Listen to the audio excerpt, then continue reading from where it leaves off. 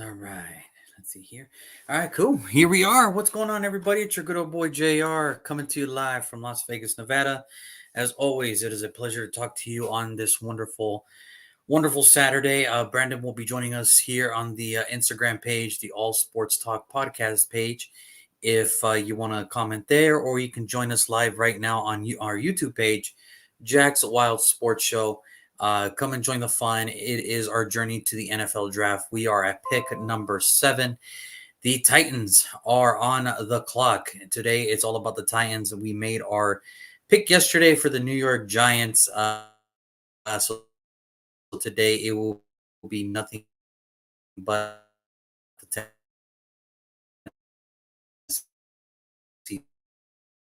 Titans. So as we are waiting for Brandon to join, having with the 27th best offense, 16th best defense, just a really all around just poorish year for the Titans. Nothing too crazy. I think anybody that's been watching the Titans lately knows that it was just that time where it's pretty much that was it. We all knew where it was going. Um, the team just never got better, regardless of circumstances. Whether it was Ryan Tannehill could never get back, um, could never upperform or outperform the AFC Championship run he had a few years back, to Derrick Henry, not getting old, but, the offensive line just losing its luster. Terrible trades from A.J. Brown going to Philly. It just seems like the Eagles made it it just seems like the Titans made it their mission to get worse. I don't think it was all on Mike Vrabel. Obviously he's the head coach. He's going to get, the hit of it.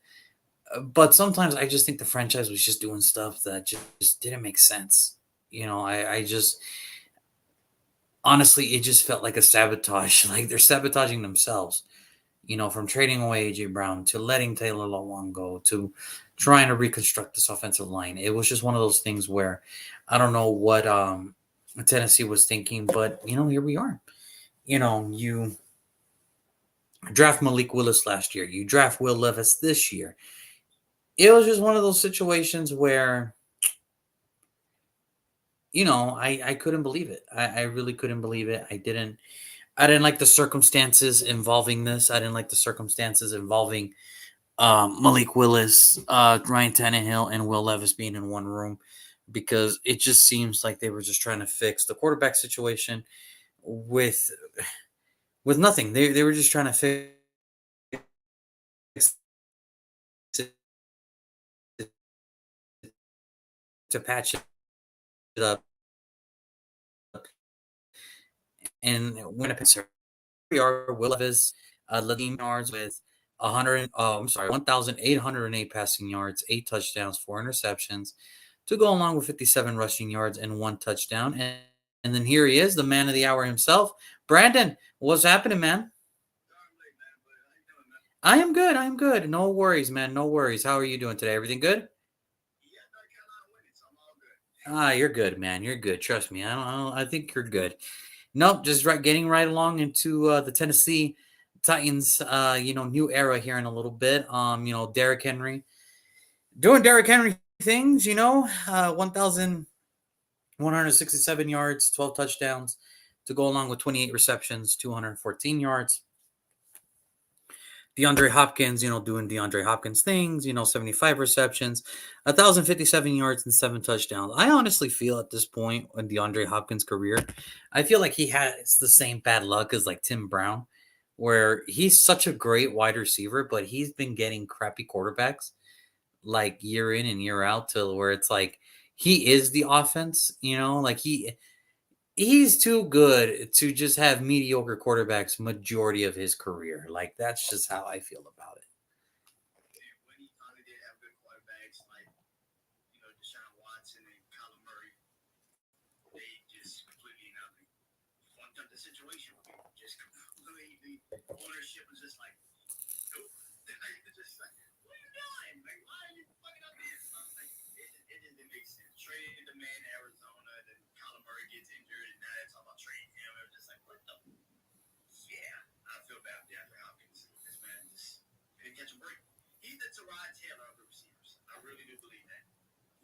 Well, he plays. I mean, that's the only difference is that he does play.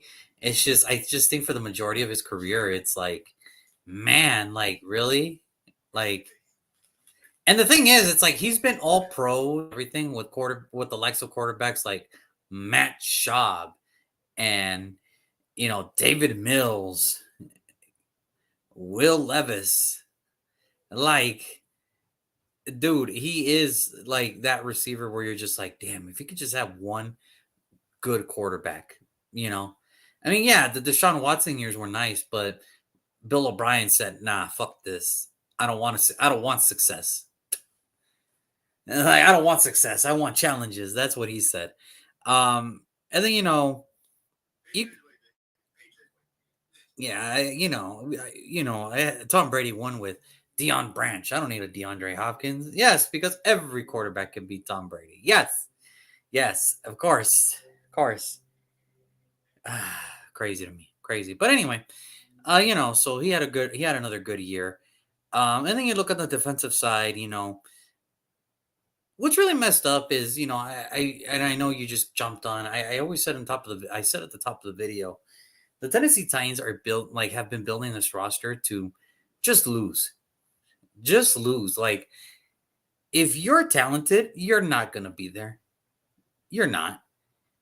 I mean, from trading AJ Brown away, cutting Taylor Lewan away. Now I'm gonna name you these three names, okay? On the defensive side. Aziz Al Shair, you know, pro linebacker, 163 combined tackles, 9 tackles for losses, 2 sacks. He's gone. He went to Houston. Danico Autry. Danico Autry led your team in sacks with 11 and a half. He's gone. He went to Houston too. Sean Murphy Bunting, interceptions. He's gone. He's now in Arizona. Um,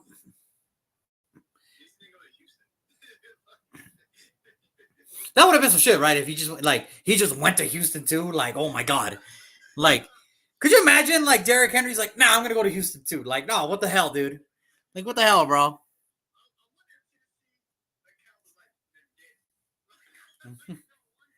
I don't think it went that far. I don't think the radio host went that far. I don't think they have I don't think they have tiki barbarism. I don't think they have tiki barbarism. I think they're fine.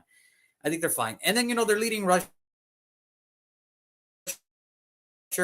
Derrick Henry. He's now, yeah, your leading rusher last year. He's in Baltimore now. Your former first rounder Christian Fulton, who has had injury issues. Well, now he's with the Chargers. So it's one of those things where I'm just like, you just want to fail. Like you hired Mike Vrabel to fail, like to give you 4 years of failing is basically what it is. Like the fact that they got to the AFC Championship, and then they probably looked at it and said, "Nah, nah, nah, nah. This is not the plan. Like this was not the plan. Like we're a franchise that's born to fail." Like what? What do you mean, sir?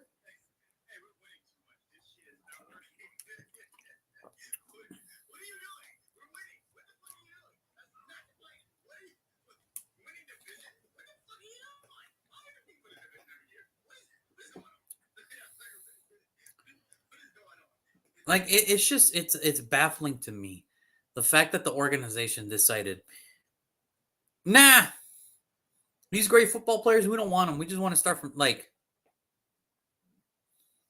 okay, I mean, that's you. That's you. If you want to, that go ahead. But then, you look at the arrivals, for Tennessee, Calvin Ridley, Lloyd Cushenberry, the center from Denver, Tony Pollard is leaving Dallas to join Tennessee. Kenneth Murray is leaving the Chargers to come to Tennessee. Mason Rudolph leaving Pittsburgh to come to Tennessee. So, and then just last night, right before we got in there, they traded for L'Jarius Sneed. So it's not like all is lost. It's just I don't know how I personally feel about the free agency pickups this year because it's like Well, that's fine, I guess. It's just, again, here we go again. Mason Rudolph, Malik Willis, and Will Levis is going to be in your quarterback room. And is there really much of a difference between Mason Rudolph and Ryan Tannehill?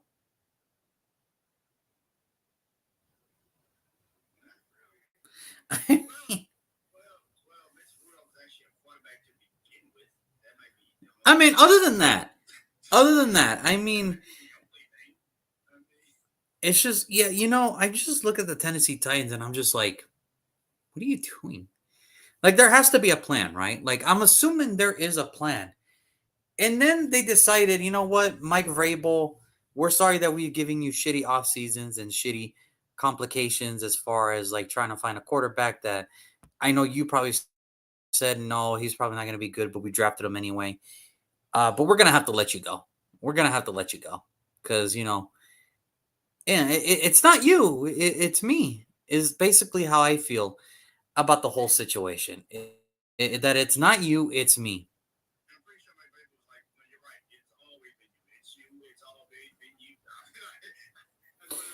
Now, Mike Vrabel does deserve some type of heat because he somewhat allowed this to happen. But the fact is, when the general manager and the ownership is trying to change, is trying to like you wanted to bring in DeAndre Hopkins for what? Like for what purpose? Like what's the purpose?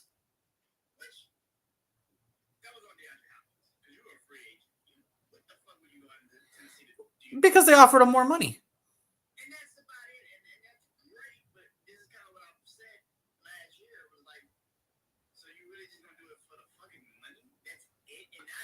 I think, and that's what I think. I think he's at the point of his life where he's like, I'm going to keep playing with shitty quarterbacks the rest of my career, but as long as I'm getting paid top dollar, I don't give a fuck anymore.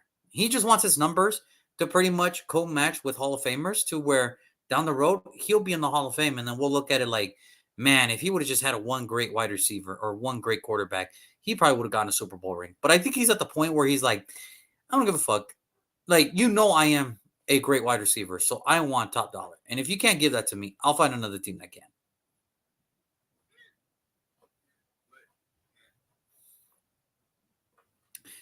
I think for me, when it comes to this Tennessee Titans team, I think there's just a lot of confusion. Like, what's your plan? What are you doing? Why are you letting go these guys? Why are you not re-signing these guys? Don't you think Derrick Henry deserved to be a Titan for life? I think he did. I think he earned that right. Only due to the fact that, his first 2 years, he had to sit behind DeMarco Murray. So, you don't think you owed it to Derrick Henry to finish out as a Titan for the rest of his career? Now he goes to Baltimore and it's like, oh, well, okay. Like, you don't think you owed it to yourself to re-sign your defensive leaders? You don't think you owed it to the Tennessee Titan fans to at least bring in to continue to build on the talent that you already had on the roster? Because you're asking for a new stadium. You're asking for it. The Tennessee Titans are asking for a new stadium. But the fans are not even interested to begin with. The fans are like, yeah, as long as the owner pays for it. And like, no, we want, we want Tennessee to pay for it. No, no, why? Because I'm gonna put it to you like this. Like I've been stationed in Kentucky. All right. When I was in the army, I was stationed in Kentucky. And let me tell you something about Tennessee. Sundays, you either went to the Titans game or you got drunk in Nashville. And literally the stadium was across the bridge. And people decided not to cross the bridge and get drunk on fucking Broadway in Nashville, Tennessee. So it's not like, no, it's not like the owner has to realize it's like, no, fans are not willing. I mean, I'll go. When the Raiders go, I'll fucking go to check out that new stadium. Sure. I'll go because I went there when the Raiders play there all the time. It's not a problem.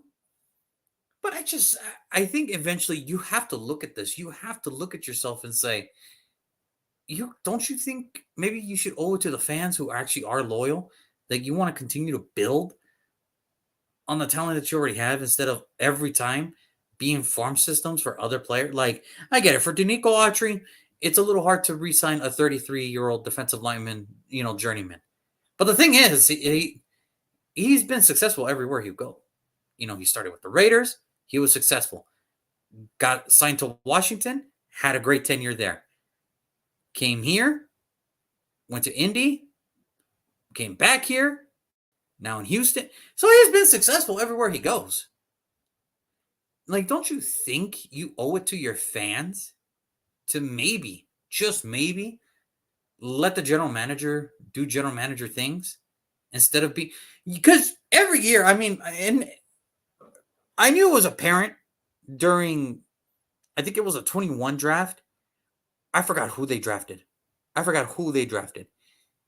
And you can just see the tension between Mike Vrabel walking away and the general manager just trying to hype up the room like, yeah, we got this guy. And Mike Vrabel just said, I'm walking out. I'm out of here.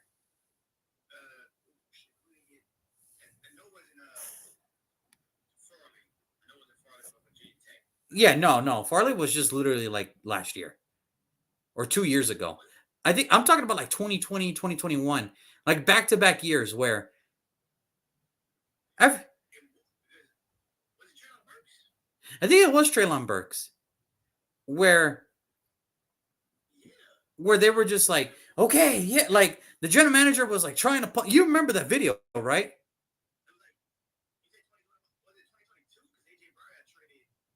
I think it could have been one of those years. I'm just trying to remember, like it was one of those years where like the general manager, like he's like, yeah, we got Treylon Burks, fuck yeah, like he's trying to hype up the room, and Mike Vrabel just does one of these.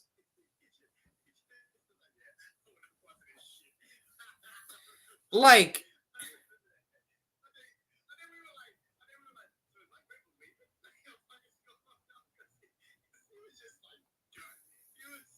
he was over it because I'm sure Mike Vrabel had some ideas where it's like, hey, I think we should go in this direction. The general manager said, nah, let me cook. No, because every time you cook, it comes out like it turns into shit. Like I rather get takeout or fast food, motherfucker, than let you cook.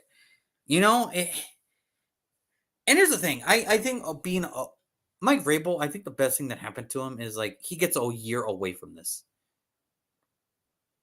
because he didn't get picked up. I think he should take a year off, and I'm very happy that he did get a year off. Like I'm not happy that he's unemployed. Like that's not what I'm saying. Yeah, advisor, but I mean, I get it. It's just, but like what I'm saying is like, you know what? I'm kind of glad he's not like in the grind, coaching, trying. Like I can't imagine, what Mike Vrabel might say in an interview. Like if we were to have Mike Vrabel on today, like Mike, you got all day, whatever you want to talk about, man. Let's talk about your tenure in Tennessee. And he cracks open a beer and he goes, please don't make me go back there. That's pretty much what he would say. Please don't make me go back there. Like PTSD is real. Like I can't imagine that. This is one of those situations where I can't blame Brian Daboll because this is the roster he inherited when we talked about yesterday. And I can't blame Mike Vrabel because he took that team. He took a Ryan Tannehill to an AFC championship. And the general manager said, let me cook after this. And he turned a flambe into the most disgusting chicken pot pie you'll ever see in your fucking life. Like the crust is not even like done. Half of it is still frozen. The peas are like from frozen bought like grocery stores. Like, good God, man. Like that's what he did.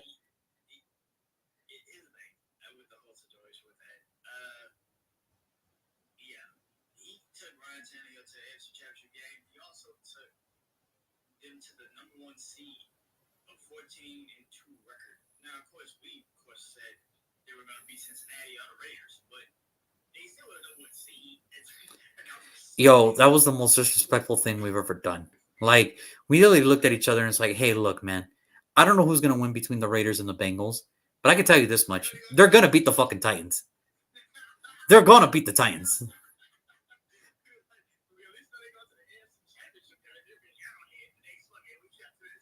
Like that, and it's like you guys are so disrespectful. And then Tennessee ended up losing, and it's like you sacked Joe Burrow 9 times, and your offense couldn't do shit.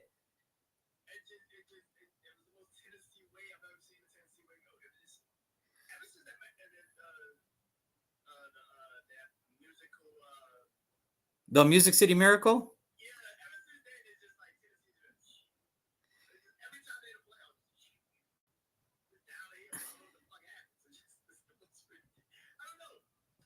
Like, think about what Tennessee has had to suffer throughout this whole time. The music, like, obviously that was the Music City Miracle. The 2002 AFC Championship game, where it was like fuck, poor Steve McNair. He tried. 1999 Super Bowl where they lost to the Rams. You know, then you went on this hiatus of like not being good for a very long time. Then you finally get somewhere. You get to the AFC Championship. You lose to Kansas City. You get the number 1 seed. You lose to Joe Burrow. And then you have consecutive seasons of just down bad years.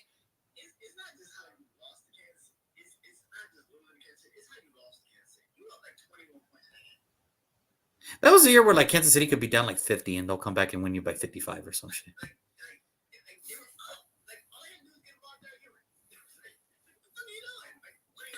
I think when it comes to Tennessee, it's just like they had, I don't know if there's like bad juju, there's bad luck, but in this case, I just truly believe that the former general manager and the head and the ownership just wanted to. They think they're in the business of losing because if the NFL was counted by losses, the Tennessee Titans would be like Super Bowl champions like 5 times over by now. Like.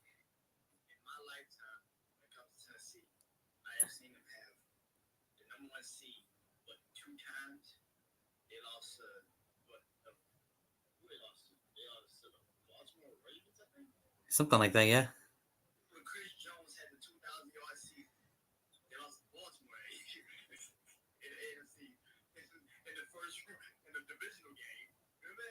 That was like.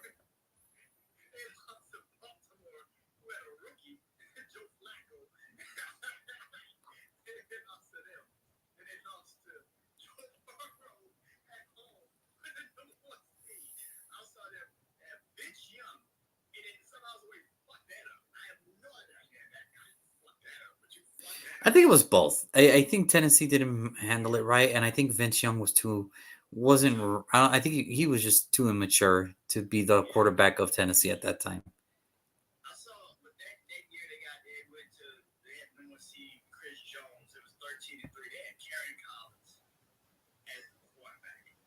Yeah, Kerry Collins. That's right. Kerry Collins had the number 1 seed.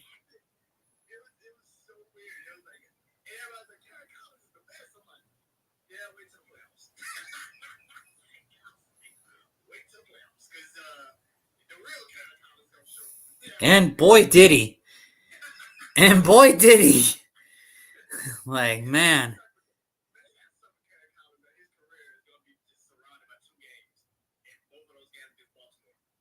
Like,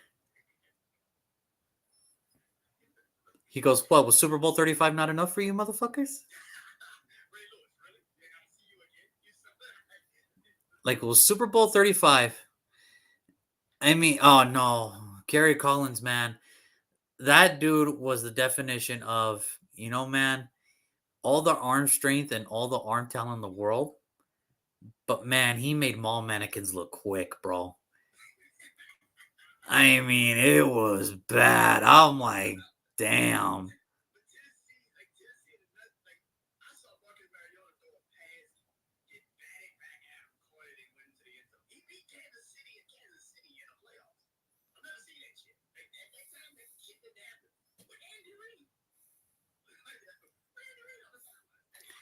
That's right, folks. Marcus Mariota beat Kansas City at Kansas City.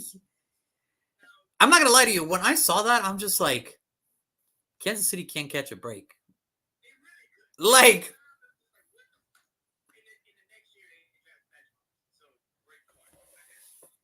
hey, even Steven, all right? Even Steven.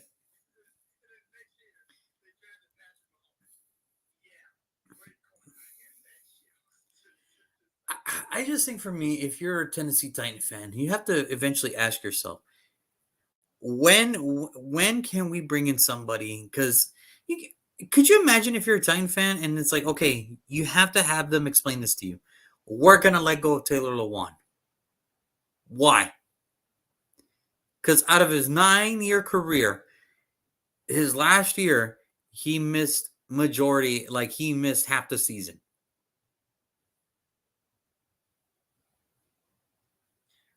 And we're gonna let go. We're gonna let Derrick Henry walk. Why? Because he's getting old and he doesn't deserve to finish his career with Tennessee. That's some bullshit. That's that bullshit. See, that's that bullshit you be talking about.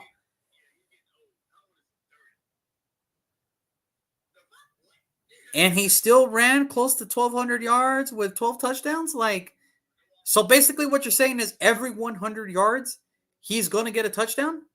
I will take it. What do you?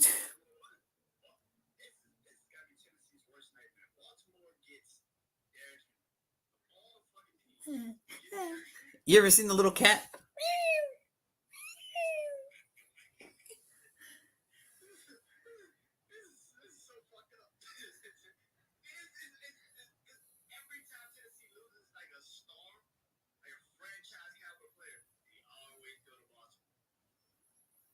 I don't get it. Like genuinely I don't get it. I'm trying to figure out, well, what is your plan, Tennessee? Looking at your free agency, looking at the players that you let go, I have nothing. I don't know what it is, and I know the ownership is trying to get a new stadium. I get it. I get that. But if you think that, like, if it came down to a vote, the locals in Nashville or Tennessee would be like, nah, they can find somewhere else to play.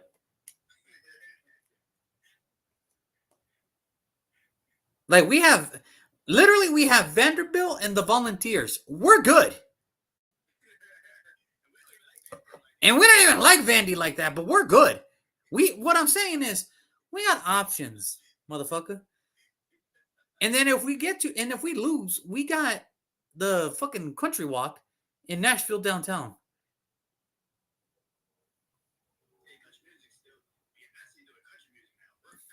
Yeah, that's the world we're living in. That's the world we're living. So, I mean, to me, I'm not saying that, he has to shape up. I'm not saying that because the owner can do whatever they want. But I will say this. You got to do something. You have to do something. Now, I will say this. Brian Callahan being the new head coach, the former Bengals offensive coordinator, maybe he's the answer. Maybe. Right? Like, I mean, because I will say this. What he did with Joe Burrow and then what he did with Jake Browning last year, I know it wasn't the year that Cincinnati hoped, but the fact that he actually took Jake Browning and were actually competitive, and prior to that Saturday night game against the Steelers, where it's like, the Bengals still actually make a wild card, you have to give him a shot. I think eventually it's like, yeah, you got to give him a shot just to see what he can do. Then you bring in Mike Holt. Now, the crazy thing about him is he's the Jaguars passing game coordinator.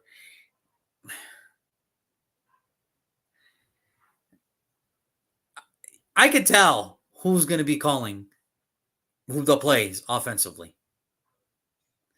Sometimes you just hire motherfuckers because your friend needs a job. That's all it is. That's all it is, man. Sometimes your friend needs a job and you're like, yeah, I'll give this job to you, but just know.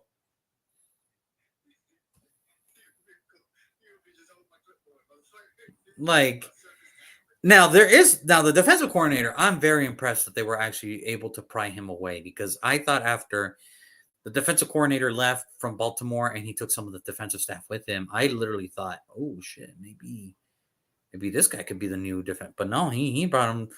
Brian Callahan did the one best thing he did. Denard Wilson, and he was the Ravens defensive back coach this last couple of years, and I can tell you right now, he's done his thing with that secondary. I will tell you that.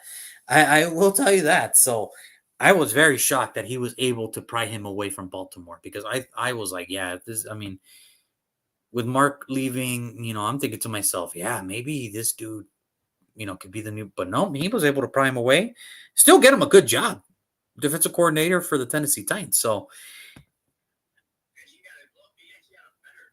Yeah, he got a better job. Like, he actually got like a promotion damn near. It was a promotion, but I'm just saying, like, I thought Baltimore was gonna be like, nah, we want to keep you here. We got to keep something.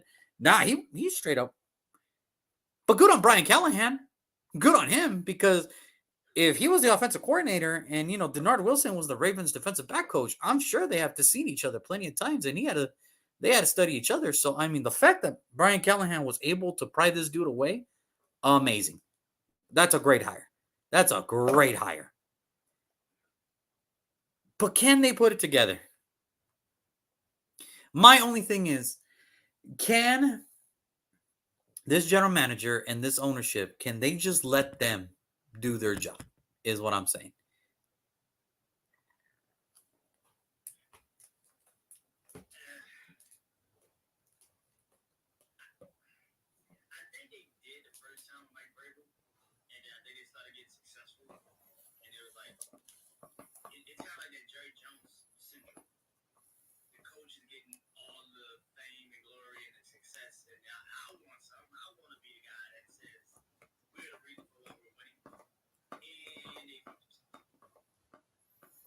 I never understood that for general managers and owners to like get in the way. Because it's like, I want someone you are getting that success. Look at your stadium. It is full of fans. They have options. They don't have to come to the game. We don't have to go. But we're here.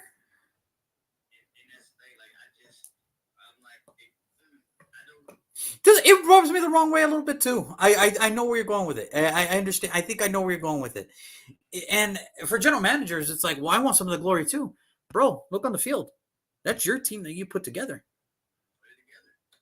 Like, I understand because, oh, look at this dude. Look at Mike Vrabel. Look how he's coaching these guys and this and that. But if you're a general manager, the only thing you want to hear is, hey, we just won the division. That's your team that you put together. That's your team. And I think that's the problem with some guys. It's like, you can't leave the ego through the door. Like, for me, I always thought of this. Owners own. General managers do general manager things. Coaches coach. I guarantee you, if everybody did that, you would actually have a little bit more success. Now, I'm not saying that you're going to be making the fucking playoffs and winning Super Bowls, but you will actually look a little bit better. Some teams would actually look a little bit better.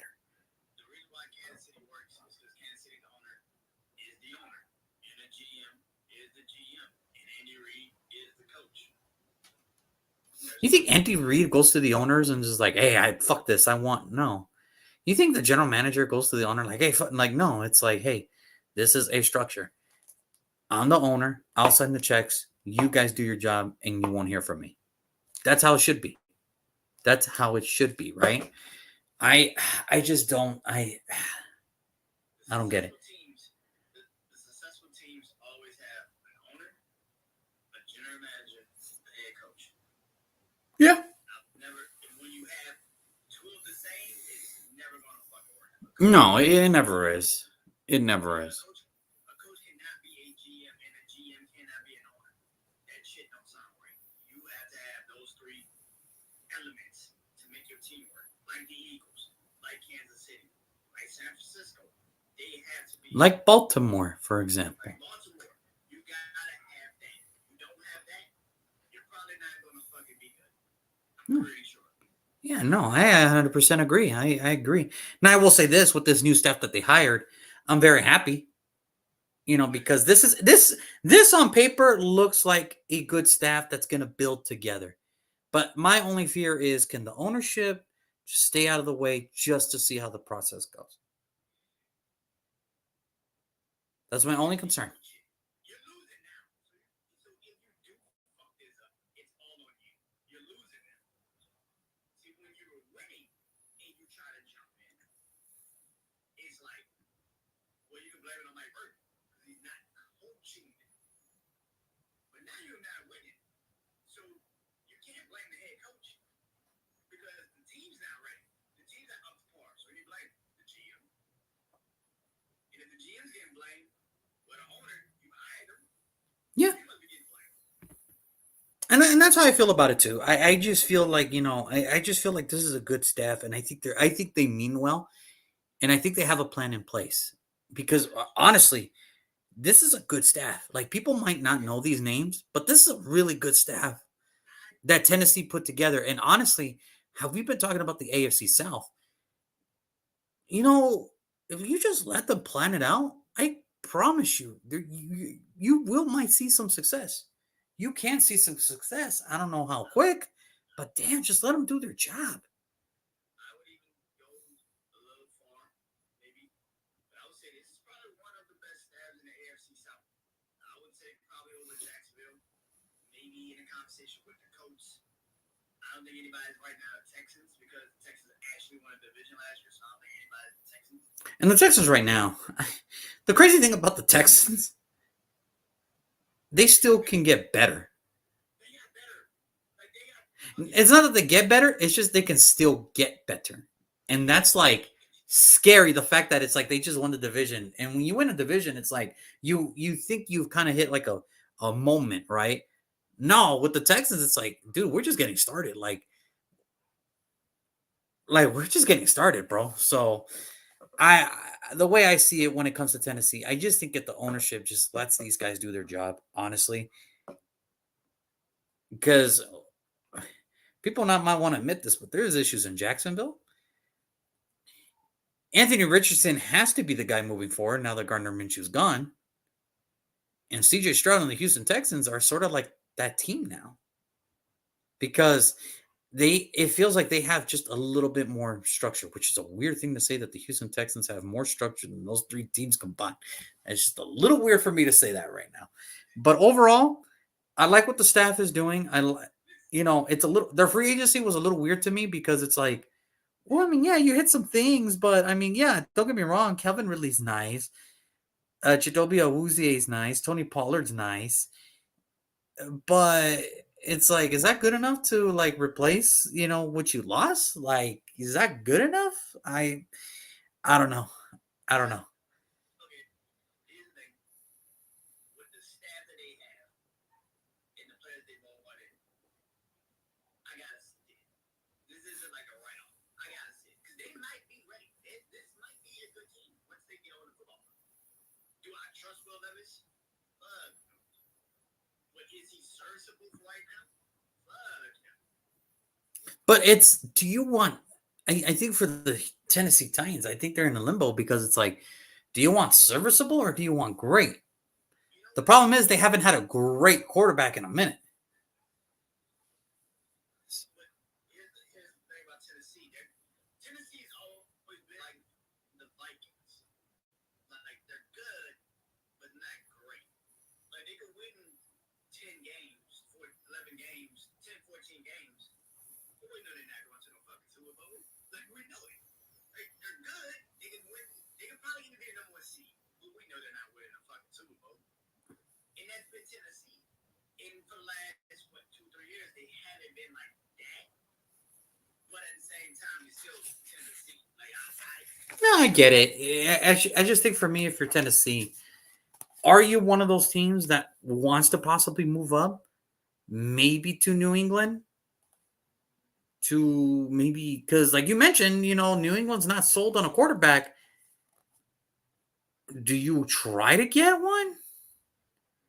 Do you wait it out? but then you do something that you've done the last 2 fucking seasons, which is draft a quarterback when you didn't need to draft a quarterback. You don't But it's like, but this is different. This is like, okay, could Malik Willis be the guy? Maybe. It didn't happen. Could Will Levis be the guy? Maybe. And if you really believe that Will Levis was the right guy, no reason to bring in Mason Rudolph. We need to serve some backup. Malik Willis isn't? Yeah, that's what they're telling me. I just... It just feels weird to me that you brought in Mason Rudolph. It just feels weird to me. Because the only thing... And here's the thing. It's like, he's not even the best backup in the division. Joe Flacco was the best backup in that division. Be real. Like really? I mean, I don't know. Mac Jones is there. I don't know. yeah, Mac Jones is there too. But right now I will still have to say Joe Flacco because he actually proved something. You know, like I just don't see it. You know what I mean? Like now you have these three quarterbacks that it's like, oh, well, they all have potential. It's just we don't use them enough because, well, we don't want to. And it's like, so what are you doing? If they would just come out and be committed to one guy, then I would say cool. But the fact that they're bringing in a Mason Rudolph, they drafted a Malik Willis for Ryan Tannehill. They drafted a Will Levis because they didn't like how Malik Willis is to replace him. You see what I mean? It's like, if you just show me that you're just committed to one guy, then we can work with it. So I don't know. I don't know.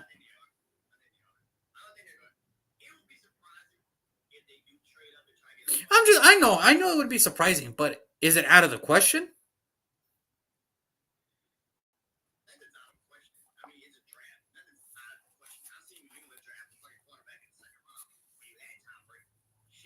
Shit happens. But that was more of a luxury pick at that point, you know? Like, that was more of a luxury pick where they're just like, yeah, we got everything all set. We just don't have a valuable backup. Well, what do we got? Derek Carr, this kid, and Jimmy Garoppolo. Fuck it, Jimmy. Come on in, man. Fuck it, let's go, Jimmy.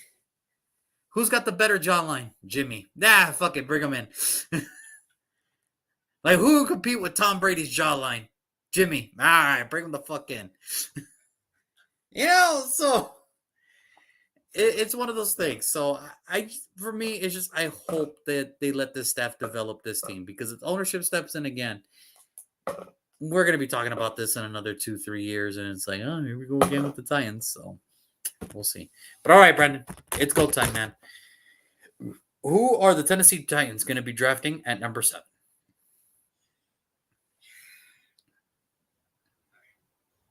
Number 7 overall pick in the 2024 NFL Draft, the Tennessee Titans will select. I'm going to fuck this man's name up. I already feel it. Olale Fast 2, offensive lineman, Penn State. Yeah, you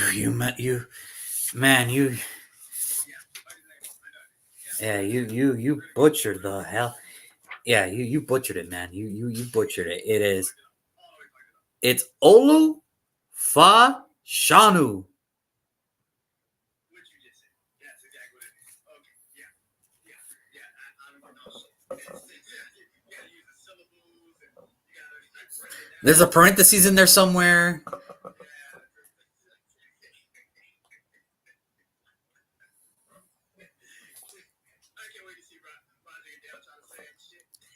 Oh, man, it's going to be great. There's sometimes he's butchered some names, and I'm just like, that's not how you say it.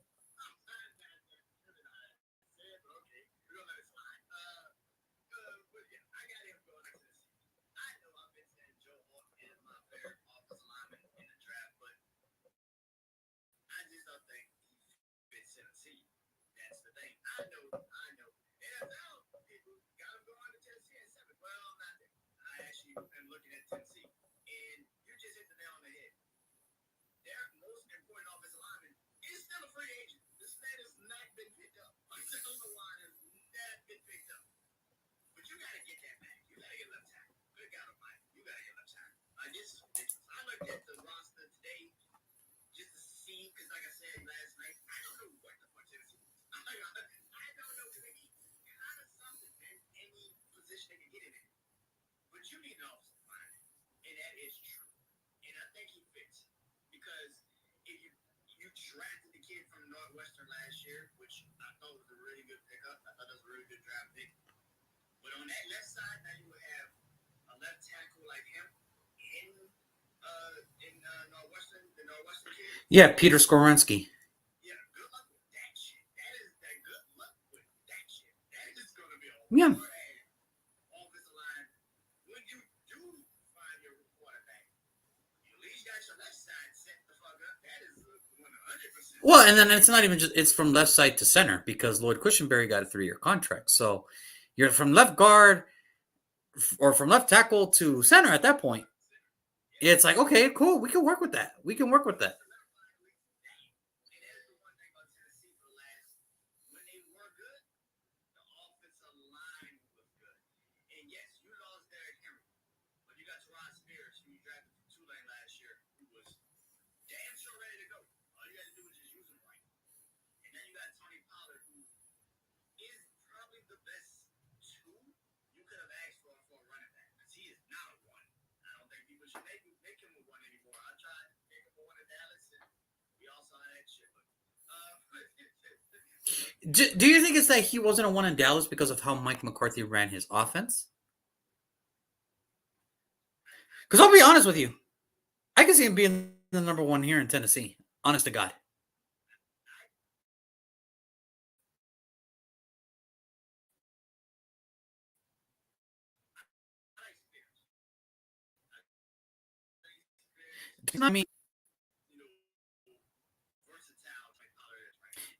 I mean, I think that's just going to be one camp battle that's going to be amazing to watch because Tennessee is going to have to make a decision. Like, okay, Spears is going to be our running back, or Pollard's going to be our week 1 start. You know, so that is it sucks for Tennessee because when you have Derrick Henry, it's like you're not taking his job. But now it's like, oh, you have to get a new number one, and who's to say that they don't draft one either? You know, like so. But it took. But go ahead.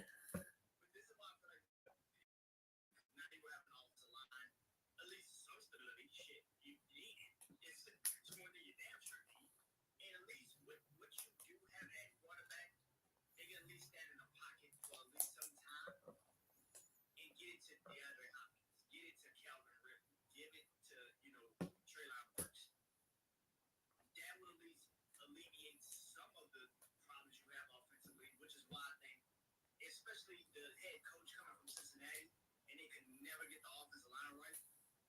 I'm pretty sure he's probably looking and saying he needs an offensive line because I've seen what a young quarterback looks like when he gets hit 9 fucking times in a fucking playoff game. We won. It still wasn't nice to see this shit. Yeah, it still didn't feel right.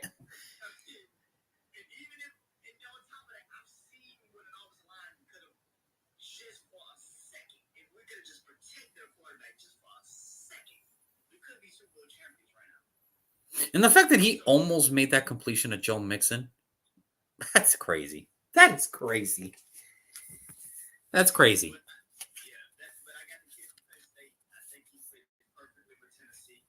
All right. Wait, left side or right side? I mean, I think he could do both, but primarily you're taking him at left, right?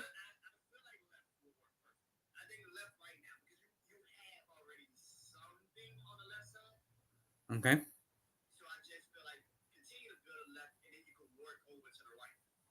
This is a good offensive lineman draft. You can always find what you need, but the left side, I think, is already secure. Just make it 100% like this is our best side. Yeah, I think so. So for me at number 7, man, I could have gone a lot of ways here. I could have gone really a lot of ways here. I could have given them the tight end, Brock Bowers. I could have given him a defensive player to kind of keep building.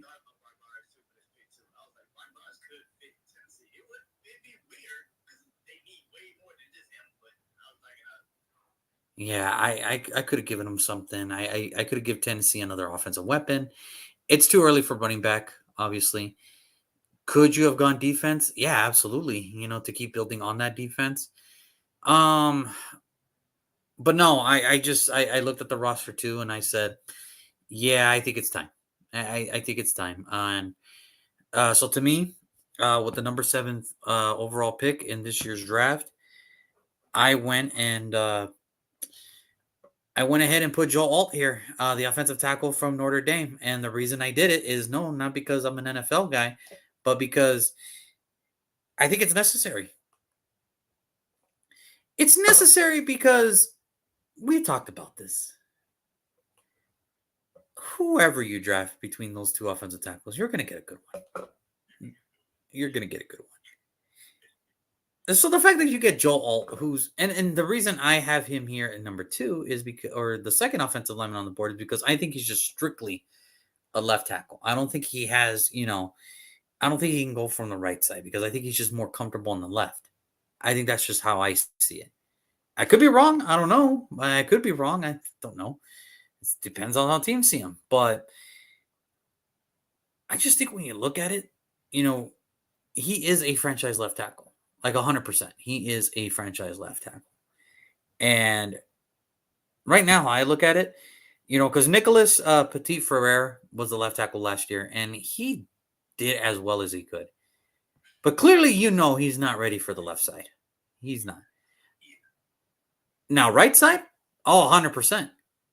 Because that's where he was at Ohio State. But he was versatile like Paris Johnson, which made him a favorable draft pick. Dylan Raduns from North Dakota State? Yeah, no, you finally know now after 2 years. Yeah, I think he's more of a guard. So if you plug in Joel Alt, this is what your offensive line potentially could look like. Joel Alt, a rookie left tackle, which is, it's scary, but he'll get better because he's just a good left tackle. Peter Skoronski, your left guard, your former first rounder last year, will play left guard. Lloyd Cushenberry, who just got from Denver, he's your starting center. Dylan Raduns, he's now your right guard. And Nicholas Petit-Frere, you put him back at his natural position at right tackle. Boom. All of a sudden, your offensive line looks better. It's not going to improve immediately, but it looks better. And whoever is back there at quarterback, running back, at least you'll give him, put it like this. This would be the best offensive line you guys had since that AFC Championship game. And it's not even, the number 1 seed doesn't even count, since the AFC Championship game. And we're talking about one player that's going to head into his second, 2 players that are going to hit their second year or whatever. One player who's going to be in the second year, one's a free agent, and one's a rookie left tackle. And this could possibly be your best offensive line since that AFC Championship game. Take it as you may. Take it as you may. But I like it here because at least it'll give time to say, hey, whether it's Levis, whether it's a Malik Willis, whether it's a Mason Rudolph, at least they will have time to either find a DeAndre Hopkins, a Calvin Ridley. Now, I don't know what the fuck you guys are going to do with tight end, but, that's something you guys are going to have to figure out. Or it'll finally open holes for a Tony Pollard, a Tyjae Spears. It'll give you options. So the way I see it, I have Joel Alt here. It's just, he's too good to pass up for a need that Tennessee needs. He's just too good to pass up at this point. So that's who I got. That's who I have. I don't disagree. I do not disagree. They need offensive linemen. We do know that. They need an offensive lineman, and we know that. So, like we said, it's interchangeable. It doesn't matter who you draft. You're probably getting a good offensive lineman regardless. It just doesn't matter who you draft. But, yeah. I like it. It's just one of those things where I'm okay with it. And hopefully, hopefully Tennessee does the right thing. Because I will say this. I think with Brian Callahan, knowing the struggles, the offensive line he's had the last few seasons with the franchise quarterback, I'm pretty sure I know what he wants to do. Is he wants to make sure he establishes that offensive line before, he gets a franchise quarterback. So, that's just me. Brian Callahan could trade up. We don't know, but I think if they stay at 7 and either Olofushanu or Joe Alt is there at 7. I just think it's too good to pass up. Unless somebody's offering you like a farm, then okay. But it has to be a very good farm because we're talking about 2 franchise tackles back to back. So, I'm just saying. So, that'll do it for us. That is it for the Tennessee Titans today. So, just to recap, Brandon went with Olofushano at number 7. I went with Joe Alt, the offensive tackle from Notre Dame, at number 7. Tell us, guys, in the comments what you guys think about who would you guys rather take? Who do you think is the better offensive tackle in this year's draft? We will be back tomorrow. The Atlanta Falcons, the team that we love dearly so much when it comes during the draft season. Jesus. They're getting the one from Alabama. By the way, I hope that Alabama kid gets drafted, man. I really do, because the fact that he is the all-time SEC field goal completion, made in the SEC, that's pretty hard to do. That's pretty hard to do. So, that kicker from Alabama, I hope he gets some love in this year's draft, man. I really do. I hope not, man.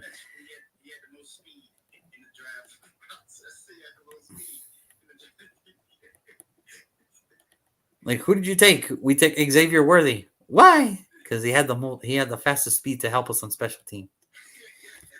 Right on. Oh man. It's just one of those things. But yeah, Atlanta's up tomorrow. Atlanta's another weird one too, because they are in a, but I will say this. I do like the man that they hired. I really do. I think they learned their lesson. I think they learned their lesson on what happened. So hopefully this time around they go for it. So no, Atlanta's up tomorrow.